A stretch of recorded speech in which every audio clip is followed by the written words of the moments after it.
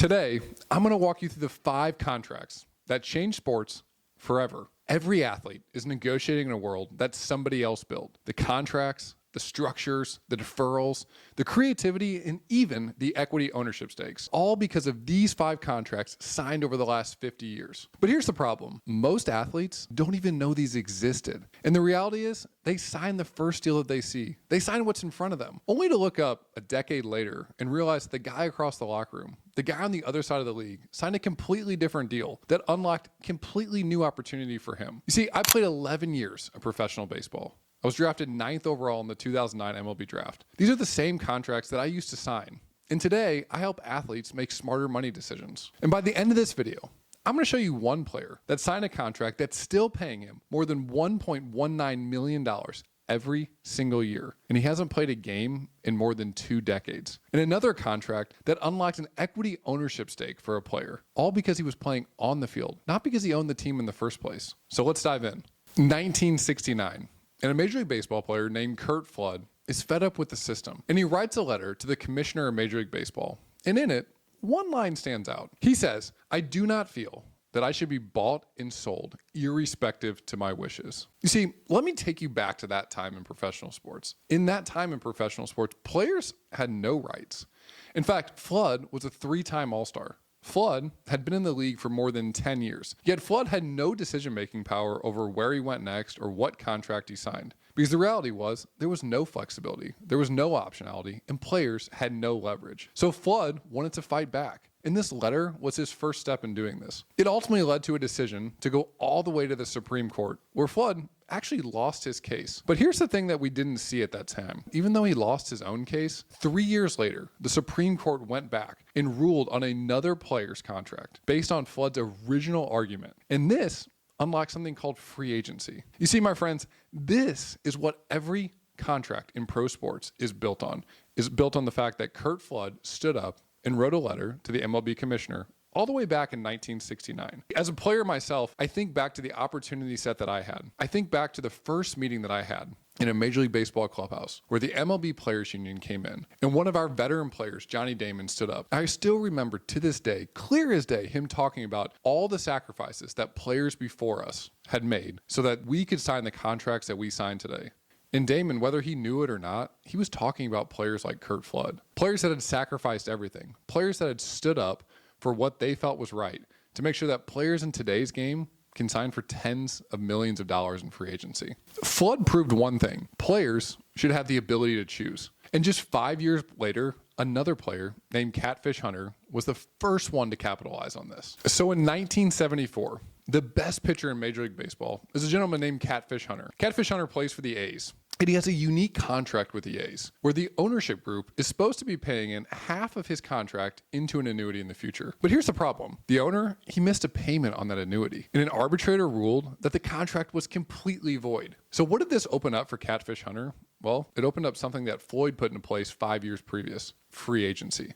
And the New York Yankees came out ahead. They offered Catfish Hunter a record-breaking 5-year, $3.5 million contract. It was the biggest contract at the time in all of professional sports. And arguably, it was the foundation of what the entire system is built on today. If you go back and you take a look at all the different contracts from 1974 to 2026, one thing you will realize is that with each successive year, players, even with the same numbers, are signing for bigger and bigger dollar amounts. And this is all built on the foundation that Flood built and the foundation that Catfish Hunter capitalized on.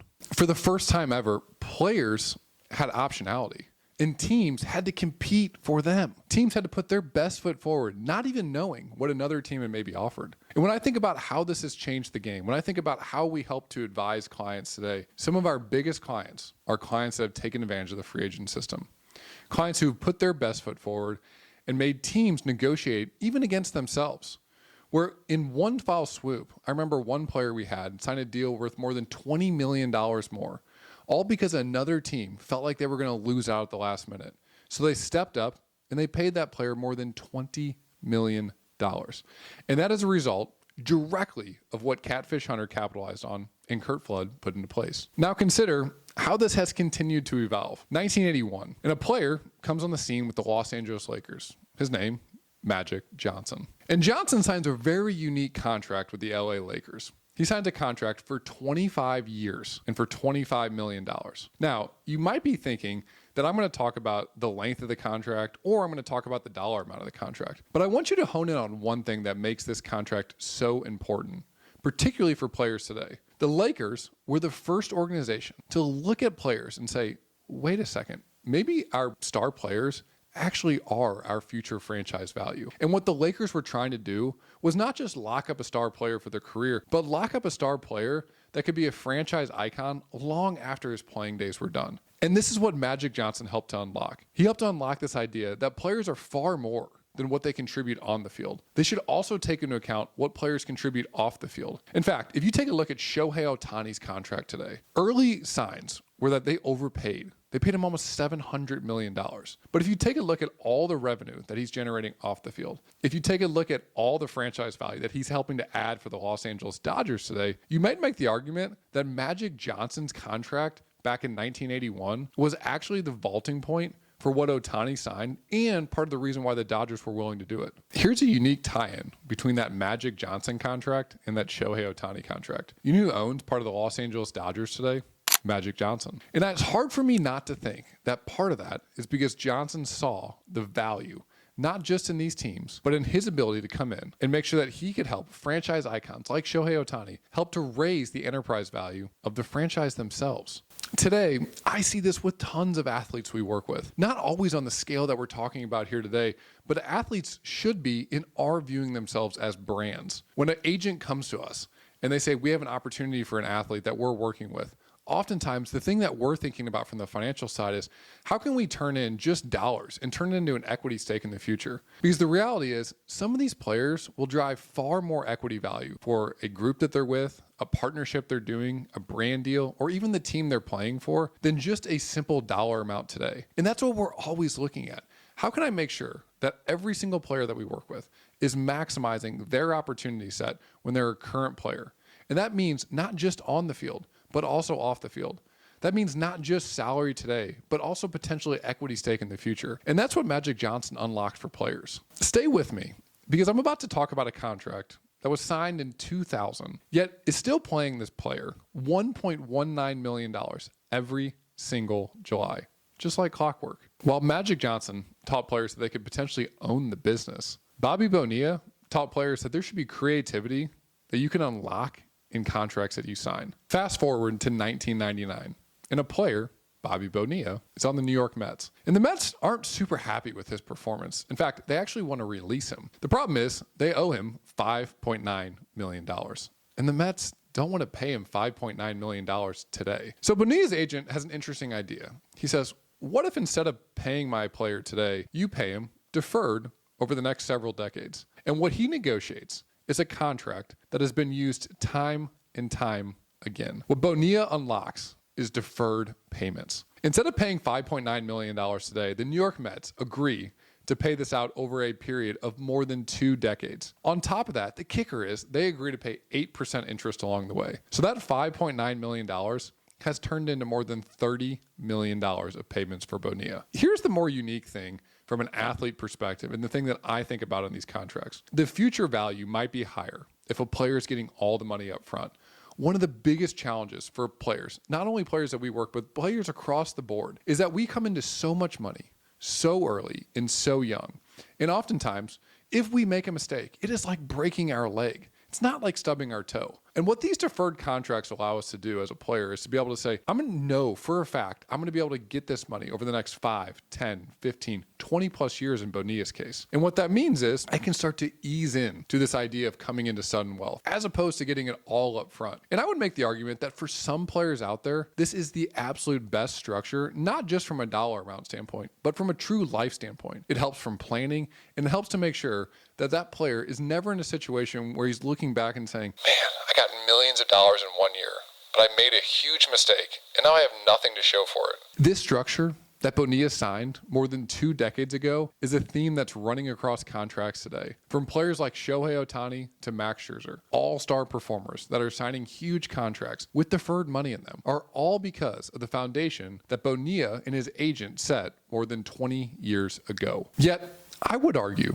that there's one player still playing today that trumped even Bonilla's structure. Instead of getting paid by the team, he is the team. What do I mean? Well, a player named Lionel Messi, arguably the greatest soccer player of our generation, signed a contract with Inter Miami that not just pays him $60 to $70 million per year in base salary. It also unlocked something that no player had ever unlocked in the past. It unlocked payments from the team directly, and not for his performance on the field. We're talking about jersey sales, streaming services, and we're talking about a set dollar amount to have an expansion team in the league in the future. So while all these other players set the foundation for everything that players are doing on the field, I would make the argument that Messi set the foundation for what players will continue to do off the field, because he wasn't thinking about what he was going to earn in 2022 or 2023 or 2024. No, he was thinking about what he was going to be earning in 2035. And that is the foundation of what I want to see every athlete think about in the future. Because the reality is these contracts are short. We know our careers are short. In fact, the average NFL career will last less than 3 years. And I see it time and time again with the athletes that we work with. The retirement age for an average athlete that we work with is 29 years old. And what that means is you're often starting a second journey in your career, a second stage. But what if I told you that if you set the foundation up on the upfront, that maybe the second stage was just a continuation of your first stage? Because that's exactly what Messi set for every athlete moving forward. And every athlete can do this, even if it's not at the same level that Messi's doing it today. 5 contracts signed over the last 50 years, and each one unlocked something new for players. Curt Flood unlocked choice, all because he fought back against Major League Baseball in the Supreme Court. And Catfish Hunter, well, he capitalized on it. Magic Johnson unlocked the idea that athletes are far more than what they're doing on the field, but they're also massively contributing to franchise values because of what they do off the field. And Bobby Bonilla, well, he unlocked contract creativity. His deferred payment structure